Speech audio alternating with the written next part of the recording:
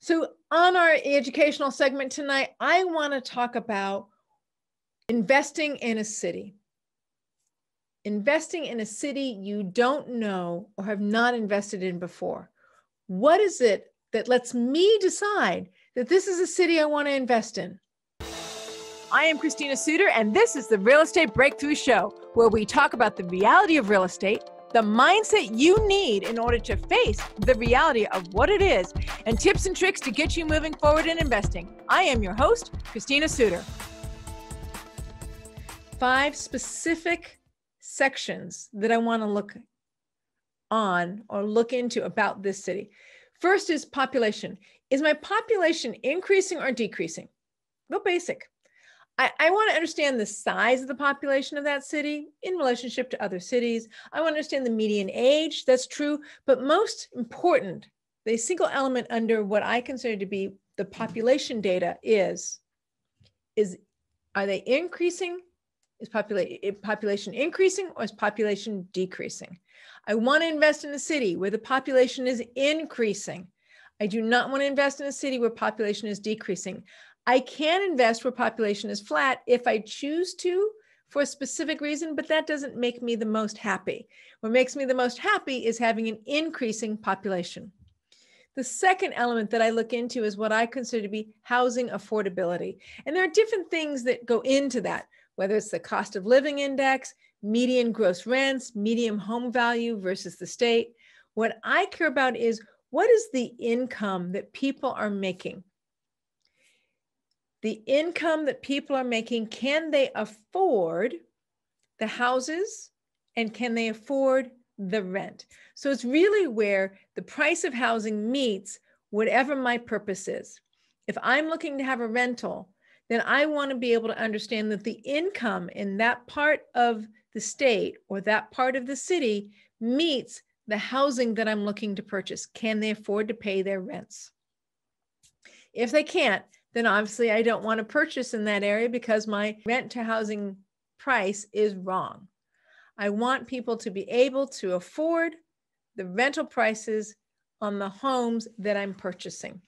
If I'm going to have a negative cash flow, if my mortgage and property tax and insurance is going to be higher than the rental income I can make on that unit, that is not a place I want to purchase a rental. That would be a place where I would want to flip. So housing affordability is the most important. Their income and their capacity to pay it is the most important single element in this whole piece. The third is demographics. Who lives there?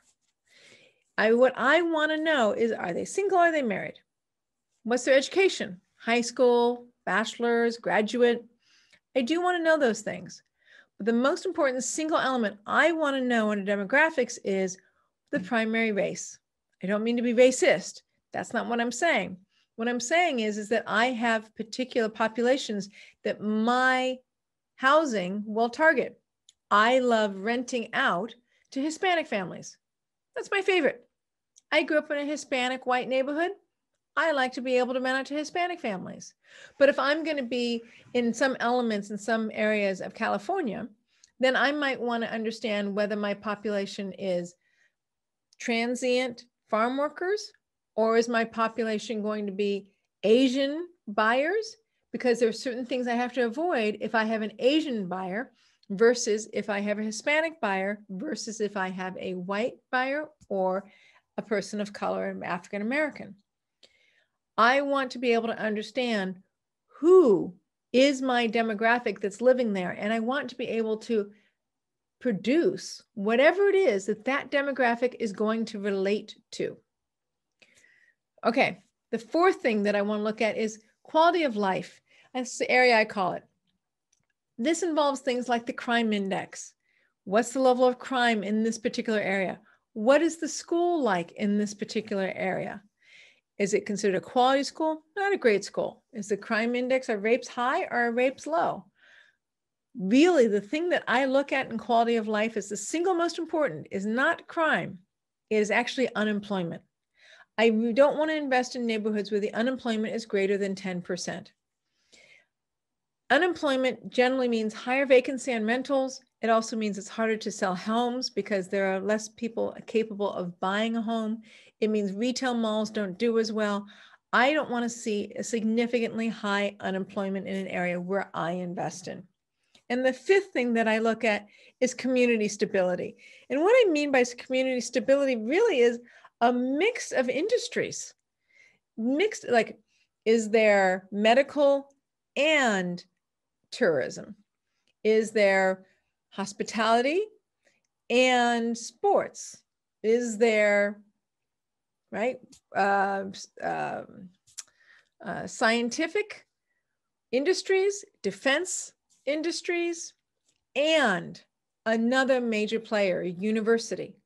Because a university by itself doesn't hold a whole town up if there's something that occurs in that university. But if it's a large medical facility and a university, then there's something holding up the industry of those neighborhoods I'm investing in because the city itself has enough diversification in it. So these are the 5 basic things that I look at when I'm trying to consider a city I want to invest in. I want to have population increasing. I want to have the people that are there to be capable of affording that product I'm going to create. I want to have an understanding of what primary race is going to be my purchaser so that I'm building to that culture. I want to understand what the unemployment level is in those neighborhoods because I want less than 10% unemployment. And I want to understand, is there a mix of industries that's going to hold up my investment over time? And is there going to be a mix of industries for who my purchasers might be if this is a shorter term investment? Those are the 5 things that I look at when I'm looking at investing in a neighborhood or in a city. Thank you so much. This is Christina Suter. Go to christinasuter.com for lots of free information, as well as YouTube, iHeartRadio, Roku TV. Thank you so much.